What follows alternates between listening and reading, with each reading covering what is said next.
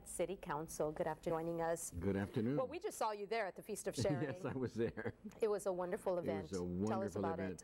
Oh, a lot of pretty smiles, you know, a lot of happy people. You know, for a lot of people, this is the only Thanksgiving meal that they'll have. So, you know, I have to salute HEB, all the volunteers and the sponsors. You know, it's a great thing because they serve over 12,000 meals. So that is really wonderful. It really showcases Laredo like it is. But for 24 years, HEB has been doing it here, and it's really wonderful. You know, you see the people waiting hours in line, and when they're enjoying everything. I didn't enjoy any of it. I was, you know, obviously on a diet, but, you know, it's so nice to see the smile, the entertainment.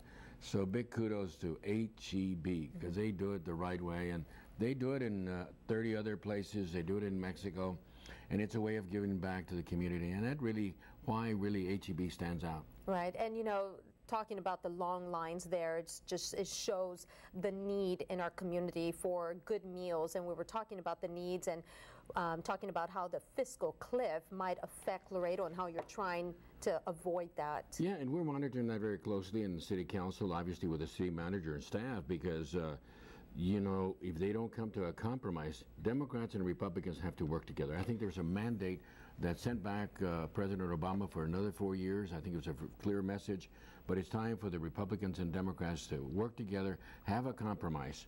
If we don't have a compromise, there's going to be a lot of programs that are going to be affected, mostly affecting the needy, the elderly, the poor, the sick, you know, so there's a lot of programs, Medicaid, Medicare, even Homeland Security, housing, the CBG funding. There's a lot of programs that can be impacted. But I talked to the congressman early this morning, and he assures me that there seems to be a room for a compromise.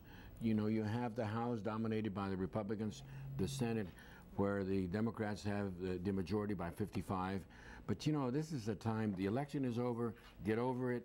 You know, the president got reelected. You know, let's quit talking about the gifts, and let's talk about getting America back.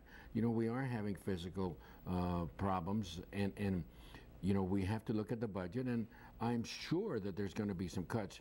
I'm afraid that when it affects Laredo, where we have a high poverty rate, that is going to hurt our people. So I think what we need to do is to make sure that we contact our senators, our representatives along the border to make sure that they take care of us. And I can assure you that maybe in the future, I think I have an opportunity to go to Washington, go to the White House, and first thing I'm going to do is thank the president for what he's done for immigration reform, for Dreamers. But there's a clear message. 71% of Latinos went out to vote and supported him.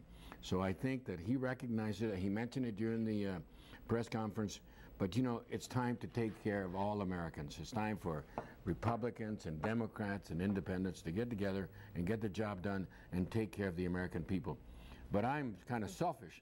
I want to make sure that we take care of the border and our folks here in Laredo, because there's a lot of people hurting. Even though our unemployment has gone down to 6.4, there's a lot more work, and hopefully there'll be a way where we can create jobs. And that's been a stalemate in the Republican House of Representatives. You know, we've got to put people back to work, and that's how you succeed with a good physical ambience for our country. And I think there's room for compromise. And like they say, when you talk and you have good dialogue, good things happen. And I'm cautiously optimistic, but I'm hopeful. Okay. And I think we have a great congressman working for us. Okay, and speaking of the congressman, we will have more on the fiscal cliff coming up on Pro 8 News at 5, 6, and 10.